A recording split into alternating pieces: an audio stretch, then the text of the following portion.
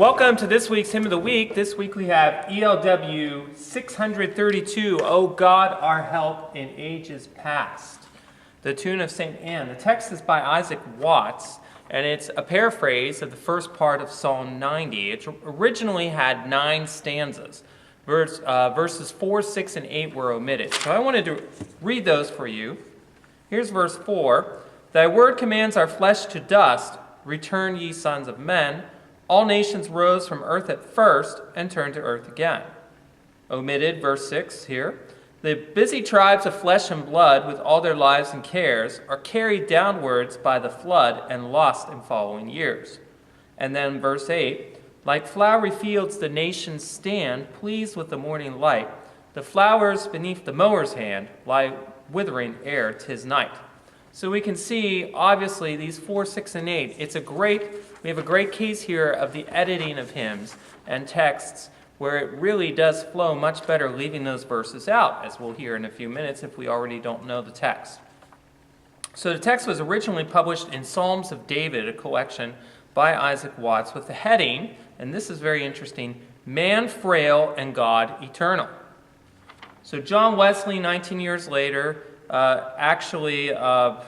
so early 1700s, almost mid-1700s here, changed the words from, O God, our help, to Our God, our help, in ages past. So that's interesting. Let me phrase that right. He changed what initially was Our God, our help in ages past, to O God, our help in ages past.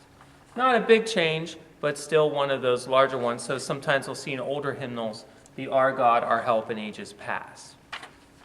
Okay, the tune we know as St. Anne, and it originally really attributed to William Croft, and it originally appeared as a psalm accompaniment for Psalm 42. So how appropriate that this also is set to the psalm of Psalm 90, verses 1 to 5.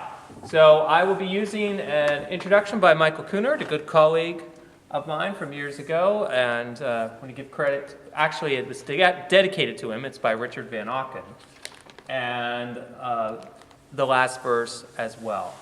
So here is, O God, our help in ages past.